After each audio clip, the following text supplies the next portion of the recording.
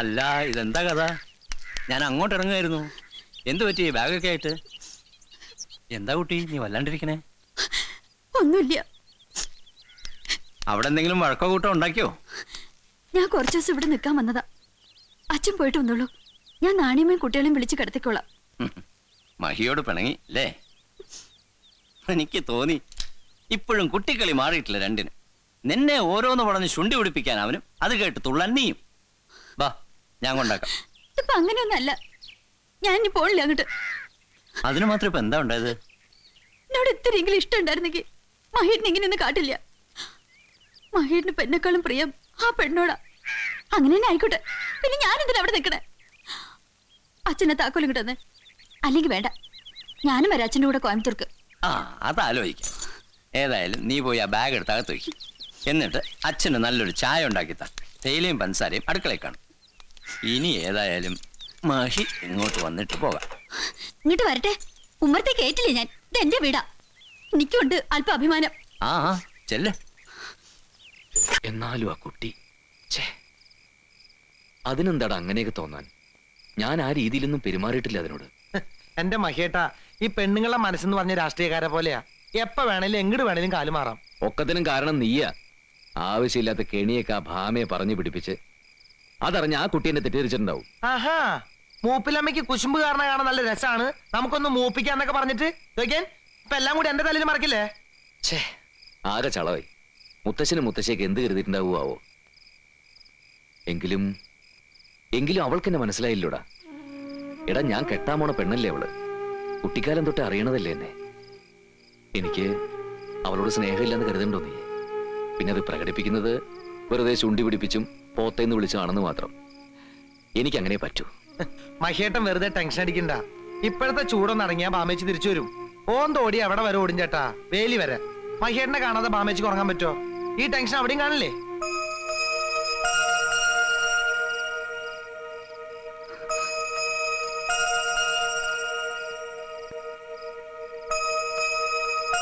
ഞാൻ എങ്ങോട്ടെങ്കിലും പൊയ്ക്കോട്ടെ.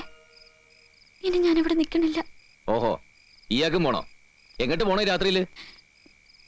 നേരം വെളുത്തിട്ട്. എങ്ങോട്ട്? എനിക്കറിയില്ല. ഞാൻ കാരണമല്ല ചേച്ചി പോയത്. ഒക്കെ എന്റെ ബുദ്ധിയില്ലായ്മയാ. നേരിട്ട് പറഞ്ഞാൽ മതിയായിരുന്നു മഹേട്ടനോട്. പറയണമെന്ന് വിചാരിച്ചതാ, പേടിച്ചിട്ടാ. ബാമേച്ചി തെറ്റിദ്ധരിച്ചതുപോലെ ഒന്നുമില്ല. മഹേട്ടനെ പറ്റി ഞാൻ അങ്ങനെ ചിന്തിച്ചിട്ട് പോലുമില്ല. അങ്ങനെ വിചാരിച്ച ഒരു ദൈവം പൊറുക്കൂല എന്നോട്. പിന്നെ എന്തിനാ അങ്ങനെയൊക്കെ എഴുതിയത്? ഒരു കത്ത് പോസ്റ്റ് ചെയ്യാൻ ഞാനിന്ന് ലക്ഷ്മണേട്ടന്റെ കൈ തന്നില്ലേ, അതിന് മറുപടി കണ്ടില്ല. കത്ത് അവിടെ കിട്ടിയില്ലെങ്കിൽ എന്നെ പറ്റി വിവരമൊന്നും അറിയാതെ കിച്ചാമണി വിഷമിക്കുന്നുണ്ടാവും. കിച്ചാമണി? അതാരാ? കൃഷ്ണൻ. ഇത്രയും ദിവസം മഹേട്ടനോടും മുത്തശ്ശനോടും മുത്തശ്ശിയോടൊക്കെ കൃഷ്ണനെ പറ്റി പറഞ്ഞില്ല. പിന്നെ തോന്നി ഒക്കെ എഴുതി മഹേട്ടന് കയ്യിൽ തന്നാലോന്ന്. അത് ഇത്രയും പ്രശ്നമാവെന്ന് കരുതിയില്ല ഞാൻ.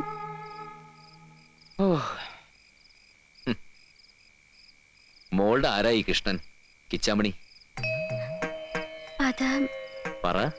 ഞങ്ങളുടെ നാട്ടിലുള്ളതാ. വീടിനടുത്ത്. അപ്പൂപ്പന്റെ ഒപ്പം പണ്ട് കടം വായിച്ചിരുന്ന ഗണേശയ്യരുടെ മോനാ. അപ്പൂപ്പന് എനിക്കും വലിയ സഹായിയായിരുന്നു. വലിയ ഇഷ്ടമായിരുന്നു അപ്പൂപ്പന്. ഞങ്ങളുടെ കല്യാണം നടന്നു കാണണമെന്ന് അപ്പൂപ്പന് മോഹം ഉണ്ടായിരുന്നു. എന്നിട്ട് ഈ കിച്ചാമണി ഇപ്പൊ എവിടെ? ആ സുബ്രഹ്മണ്യം ഇടയ്ക്കിടയ്ക്ക് വഴക്കുണ്ടാക്കാൻ ചെല്ലും കിച്ചന്റെ അടുത്ത്, എന്റെ പേരും പറഞ്ഞ്. സഹിക്കാണ്ടായപ്പോ ഒരു ദിവസം അപ്പൂപ്പനെ എങ്ങോട്ടെങ്കിലും പോയിക്കോളാൻ പറഞ്ഞത്. കോയമ്പത്തൂരിൽ ഏതോ മില്ലിൽ ജോലി കിട്ടിയെന്നും പറഞ്ഞ് ഒരു കത്ത് വന്നു.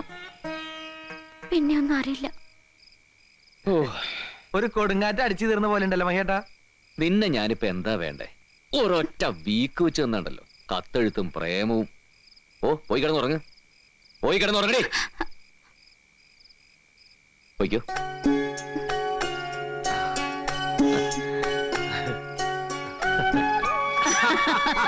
ഇങ്ങോട്ട് വരിക. ഇങ്ങോട്ട് നീങ്ങിക്ക. എന്നാലും ഈ കാന്താരി നമ്മളെയൊക്കെ പേടിപ്പിച്ചു കളഞ്ഞല്ലോ. മഹി, നീ പോയി ബാമയോട് വിവരം പറഞ്ഞു കൂട്ടിയിട്ട് വരിക. അവളെ ആകെ വിഷമിച്ചിരിക്കുന്നുണ്ടാവും. വേണ്ട, എന്നെ വിശ്വാസമില്ലാണ്ട് ഇറങ്ങിപ്പോയതല്ലേ, തനിയെ അറിഞ്ഞു വരട്ടെ. ഞാൻ പോയി വിളിക്കാം. ഞാൻ വിളിച്ച വരും ബാമേച്ചി. ചെന്ന് വിളിക്കുന്നതിനൊക്കെ നല്ലത് നമുക്ക് ഒരു കത്തോടെ എഴുതാം. പ്രിയപ്പെട്ട ഭാമേച്ചിക്ക്, എനിക്ക് എന്റെ ജീവിതത്തെ പറ്റി പ്രധാനപ്പെട്ട ഒരു കാര്യം പറയാനുണ്ട്. അതെങ്ങനെ തുടങ്ങണം, എങ്ങനെ എഴുതണം എന്ന് എനിക്ക് അറിഞ്ഞുകൂടാ. ഓരോറ്റ അലക്ക് വെച്ചെന്നുണ്ടല്ലോ കത്തെഴുത്തുകാരി. നീയെ വേണിയും കൂട്ടി പോയിട്ട് വരിക. അവളുടെ പിണക്കം മാറട്ടെ ആദ്യം. വേണ്ട, ന്യൂസ് ഇപ്പൊ അവൾ അറിഞ്ഞിട്ടുണ്ടാവും. ലക്ഷ്മൺ അങ്ങോട്ടല്ലേ പോയിരിക്കണത്. അല്ല മഹി, ഈ കിച്ചാമണിയെ നമുക്കൊന്ന് കാണണ്ടേ, ഇവളുടെ ശ്രീകൃഷ്ണനെ? പിന്നെ കാണണ്ടേ. അതിപ്പോ ഇങ്ങനെയാ, നമുക്ക് എല്ലാവർക്കും കൂടി അങ്ങോട്ട് പോയാലോ? അല്ലെങ്കിൽ വേണ്ട, നീ ഒന്ന് അവിടം വരെ പോയി കയ്യോടെ കൂട്ടിക്കൊണ്ടുവരാ. അഡ്രസ് ഉണ്ടല്ലോ കുട്ടിയുടെ കയ്യില്. പോവാ, ഞാൻ പോയി വിളിച്ചോണ്ട് വരാം. എന്താ മഹിയേട്ടാ, PPB MBB ആയിണ്ട് കേട്ടോ. എന്ത്? പിണങ്ങി പോയ ബാമേച്ചി മടങ്ങി വന്ന ബാമേച്ചി ആയിണ്ടെന്ന്.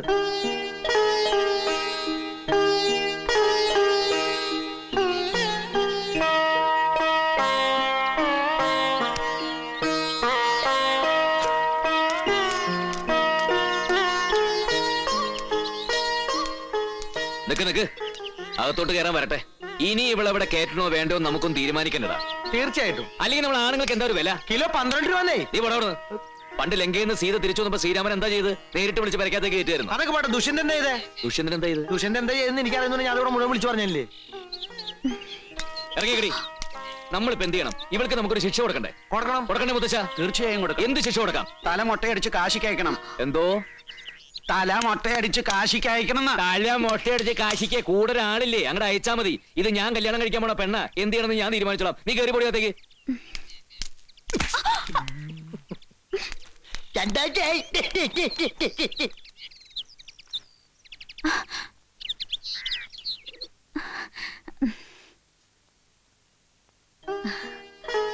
കുട്ടിക്ക് എന്നോടൊന്നും തോന്നരുത്. ഞാൻ ഇങ്ങനെയായി പോയി. മഹേട്ടൻ പറയണത് ശരിയാ. പോത്താ ഞാൻ. അടിച്ചപ്പോ നൊന്തോ? സാരല്ലേ ചേച്ചി, എന്റെ ഭാഗത്തുണ്ടല്ലോ തെറ്റ്. നീ ഒന്നും മനസ്സിൽ വെക്കരുത് കേട്ടോ. നല്ല കുട്ടിയായില്ല, നല്ല കുട്ടി. എന്തൊരു സ്നേഹം. ചക്കരയും പീരയും പോലെ അല്ലേ മോനെ? അല്ല മഹേട്ടാ, ദമയന്തിയും ചമ്മന്തിയും പോലെ ഉണ്ട്. ഇതിലിപ്പോ കളിയാക്കാനൊന്നുമില്ല. ഞങ്ങൾ പെണ്ണുങ്ങൾ ഇങ്ങനെയൊക്കെയാ ഇല്ലേ വേണി? ആ പിന്നല്ലാതെ.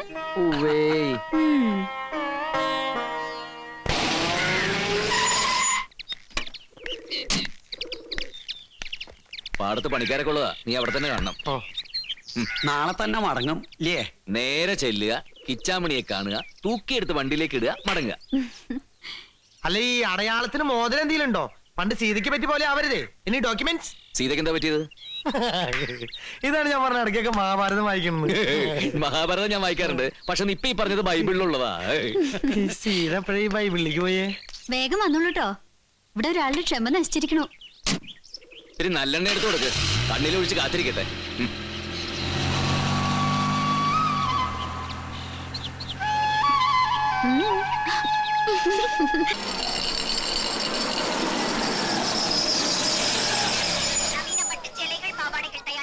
സ്വാമി, ഒരു മലബാർ മിൽസിൽ ജോലിയുള്ള കൃഷ്ണ തെരീമ.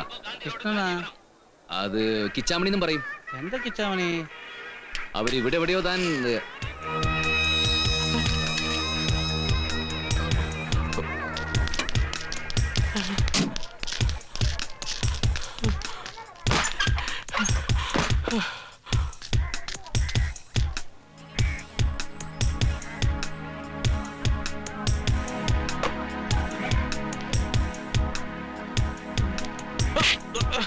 എന്താ എന്നാ ഡിഷാന്റിന 36 ചാനൽ. നീ എന്താടാ ഇവിടെ? ഡിഷാന്റിനാവാ? എന്ത് ഡിഷാന്റിനാ? ഡിഷ് ഡിഷ് ഇത്ര പെട്ടെന്ന് മറന്നുപോയോ? യാർ നീങ്ക என்ன വേണോ? എനിക്ക് ഒന്നും പുരിയില്ലേ.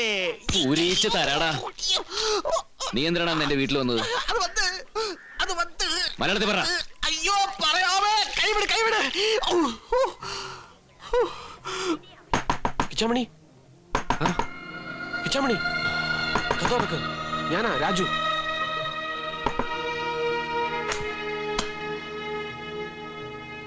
ആരാ? വേണി താമസിക്കുന്ന വീട്ടിൽ നിന്ന് നിന്നെ അന്വേഷിച്ച് വന്നിരിക്കാം. എന്താ? നീ ഒന്ന് പുറത്തേക്ക് വാ. അല്ല, കുഴപ്പമില്ല, വാ.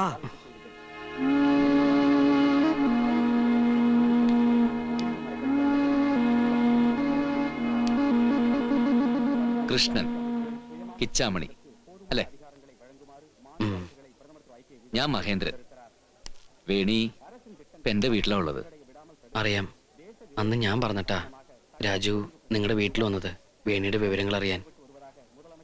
നിങ്ങൾ സംസാരിക്ക, ഞാൻ പുറത്തുണ്ടാവും. അയാൾ എന്തിനാ കള്ളം പറഞ്ഞെന്ന് എന്റെ വീട്ടിൽ വന്നത്? നിങ്ങൾക്ക് നേരിട്ട് വരാറേ. അങ്ങോട്ടിരിക്കാം. എന്താ എന്താ തനിക്ക്? വേണി എന്നെ പറ്റിയെല്ലാം പറഞ്ഞാണല്ലോ. എനിക്ക് വരായിരുന്നു, വരണമെന്ന് വല്ലാത്ത മോഹമുണ്ട്. ഞാൻ എന്താ വിളിക്കേണ്ടത്?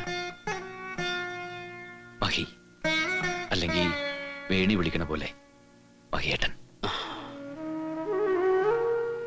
നന്ദി, നന്ദി പറഞ്ഞാ തീരില്ല. നിങ്ങളുടെ വീട്ടില് അവൾ എങ്ങനെ കഴിയണേന്ന് രാജു എന്ന് പറഞ്ഞപ്പോ ദൈവമുണ്ടെന്ന് എനിക്ക് ബോധ്യായി. ദൈവങ്ങളെ ശപിച്ചു നിർത്തും കഴിയായിരുന്നു ഞാൻ. ഒരിക്കലും കണ്ടിട്ടില്ലാത്ത ആ വീടും നിങ്ങളും നിങ്ങളുടെ മുത്തശ്ശനും മുത്തശ്ശിയും ഇപ്പൊ എനിക്ക് ദൈവങ്ങളെക്കാൾ വലുതാ. ഒരുപാട് നന്ദിയുണ്ട് മഹിയേട്ട. അവളെങ്കിലും സന്തോഷത്തോടെ ജീവിക്കണ്ടല്ലോ. എനിക്കത് മതി, എനിക്കത് മാത്രം മതി. എന്താ ഇത് കിച്ചാമണി?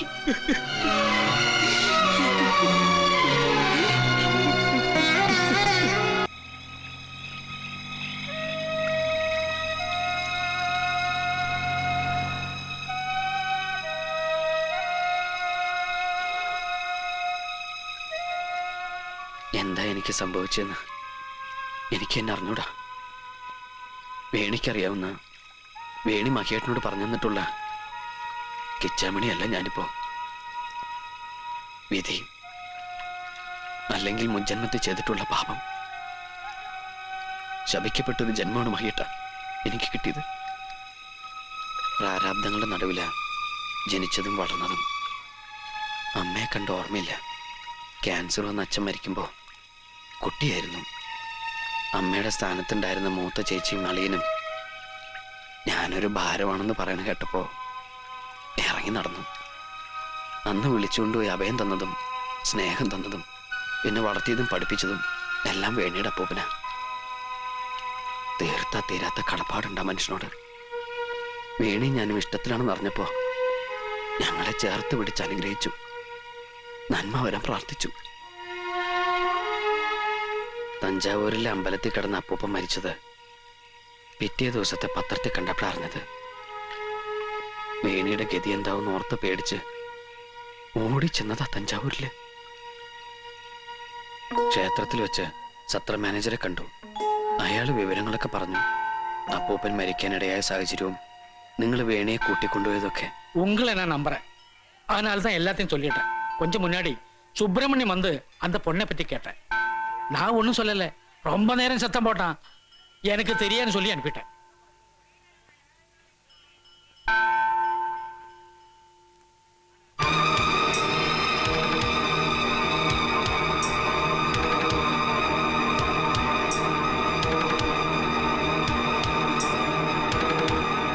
അവൾ എവിടേക്കാ പോയത്? അറിയില്ല. നിനക്കറിയാം. നിന്നോട് പറഞ്ഞു കാണും അയാള്. ഇല്ല, എനിക്കറിയില്ല. അറിയാം, പറയടാ. അവൾ എവിടേക്കാ പോയത്? എനിക്കറിയില്ല എന്ന് പറഞ്ഞില്ലേ?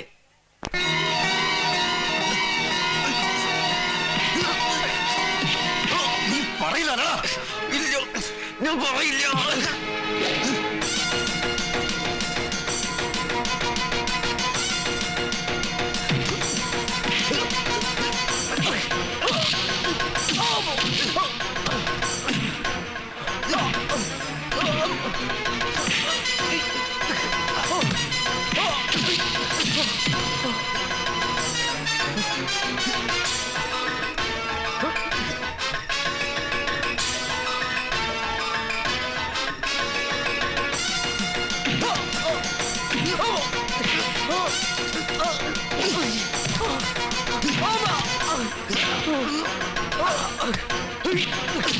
Oh!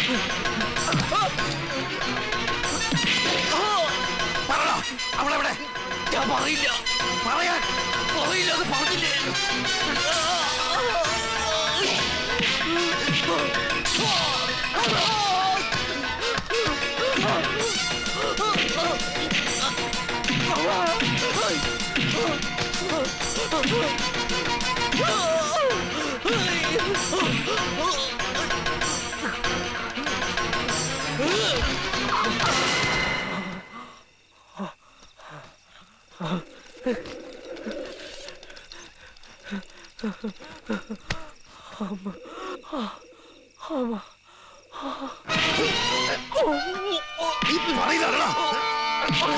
ഇല്ല, എന്നെ കൊന്നേക്കാൻ പറയണ.